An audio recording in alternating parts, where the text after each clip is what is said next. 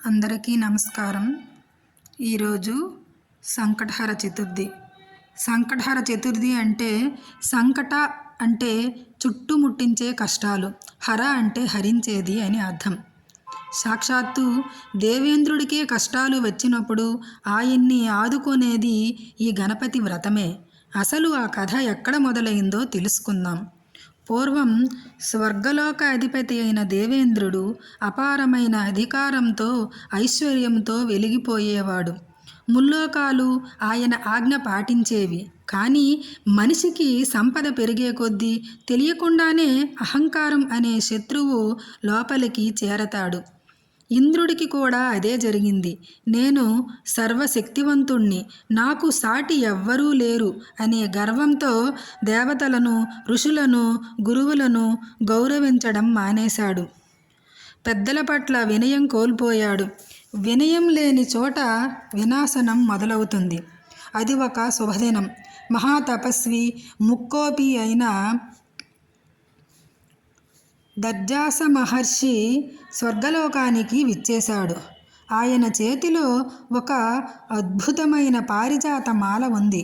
అది సామాన్యమైన పూలదండ కాదు, సాక్షాత్తు ఆ జగన్మాత ప్రసాదం. అది చాలా సువాసన భరితమైనది, శక్తివంతమైనదిగా ఉండేది. ఆ మాలను దుర్వాస మహర్షి ఇంద్రునికి ఆశీర్వదిస్తూ ఇచ్చాడు. అప్పటికే అహంకారంతో ఉన్న ఇంద్రుడు ఆ మాల యొక్క గొప్పతనాన్ని గుర్తించలేదు. నిర్లక్ష్యంగా చూశాడు. తనకెక్కిన ఐరావతం తల మీద విసిరాడు. దానికి ఆ మాల విలువేం తెలుసు? అది ఆ మాలను తొండంతో లాగి కింద పడేసి తన కాళ్ళతో ఘోరంగా తొక్కేసింది. లక్ష్మీ స్వరూపమైన ప్రసాదాన్ని కాళ్ళతో తొక్కడం చూసి దుర్వాస మహర్షి అగ్నిపర్వతంలా మండిపడ్డాడు. ఇంద్ర, ఎంత పొగరు నీకు! ఏ ఐశ్వర్యం చూసి విర్రవీగావో ఆ ఐశ్వర్యం నిన్ను వదిలిపోతుంది. దేవతలందరూ వదిలి వెళ్ళిపోతారు. శ్రీహీనమవుతుంది అని ఘోరంగా శపించాడు. ఆ క్షణంలో అంతా ఇంద్రుడికి బలహీనమైపోయింది. ఆ సమయంలో రాక్షసులు దేవలోకంపై పడ్డారు. వాళ్ళ చేతిలో ఈ దేవతలందరూ ఓడిపోయి సింహాసనం కోల్పోవలసి వచ్చింది ఇంద్రుడికి. ఇంద్రుడు పరిస్థితి మరీ దారుణమైంది. దిక్కుతోచని ఇంద్రుడు దేవతలతో కలిసి ముందు బ్రహ్మదేవుడిని, తర్వాత శ్రీ మహావిష్ణువుని శరణు వేడాడు. శ్రీ విష్ణువు ఇలా అన్నాడు: దేవతలారా, మీరు ఇప్పుడు బలహీనంగా ఉన్నారు. మీరు వెళ్ళి రాక్షసులతో సంధి చేసుకొని ఇద్దరూ కలిసి పాలసముద్రాన్ని అంటే క్షీరసాగరాన్ని చిలకండి. అందు నుండి అమృతం వస్తుంది. అది తాగితే చావు రాదు అని చెప్పాడు. ఈ బాధల నుండి కూడా విముక్తి పొందుతారు అని విష్ణువు దేవతలతో చెప్తాడు. అప్పుడు రాక్షసులు దేవతలు క్షీరసాగరం చిలకడం మొదలుపెట్టారు. అందరి కళ్ళు అమృతంపైనే ఉన్నాయి. ముందు అమృతం కాదు, హాలాహలం వచ్చింది. అందరూ భయభ్రాంతులైపోయారు. ఆ హాలాహలాన్ని చూసి అందరూ భయపడిపోయారు. ఇది చూసి ఎందుకు ఇలా జరిగింది అని చూస్తే ఏ పని చేసినా ముందు విఘ్నాధిపతి అయిన గణేశుడిని పూజించాలి అని గుర్తు చేసుకుంది.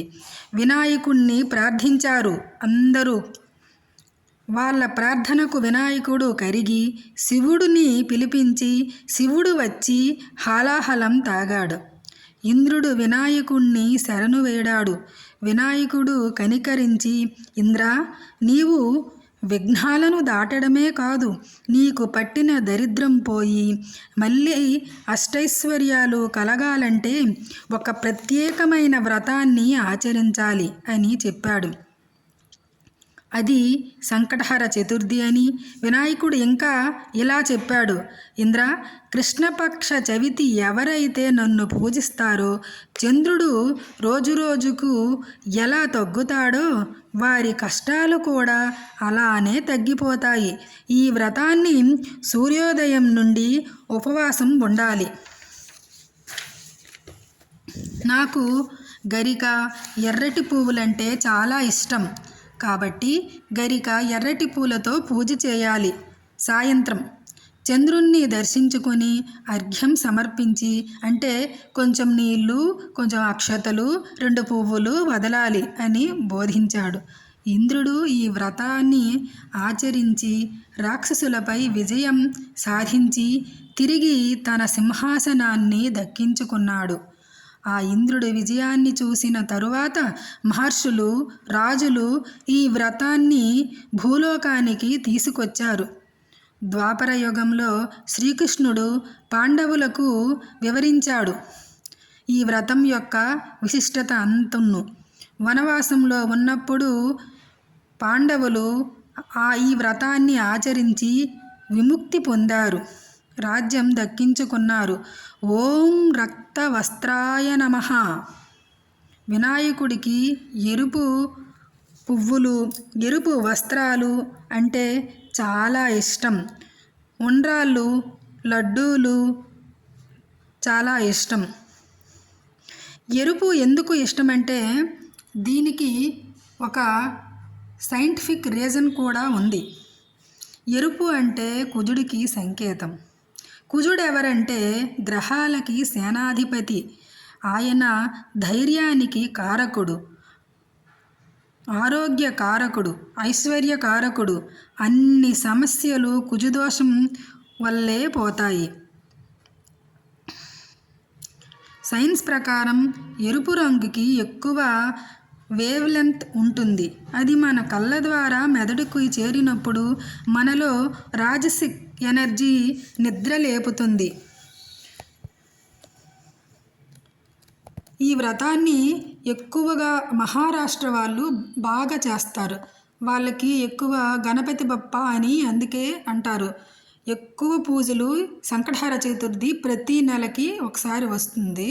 ఈ ప్రతి నెల వాళ్ళు చాలా వైభవంగా చేస్తారు. అలాగే తమిళనాడు, కర్ణాటకలో కూడా ఎక్కువగా ఈ గణపతిని పూజిస్తారు. ముఖ్యంగా గణపతికి ఈ పూజ ఎవరంటే ఎక్కువగా చేస్తారు, చిన్నపిల్లలు బాగా చదువుకొని మంచి విద్యాబుద్ధులతో ఉండాలని, ఆరోగ్యరీత్యా ఏ బాధలు ఎవరికి ఉండకూడదని, అష్టైశ్వర్యాలతో ఇష్ట సంపదలతో తొలతూగాలని ఈ వ్రతాన్ని మొదలు పెడతారు. ఏవైనా దోషాలున్నా ఈ వ్రతం చేస్తే పూర్తిగా మాయమైపోతాయి. పూజ అంతా చేసుకొని నేను అష్టోత్తరం చదువుకొని సంకటహర చతుర్థి వ్రతకథ కూడా చదువుకున్నాను.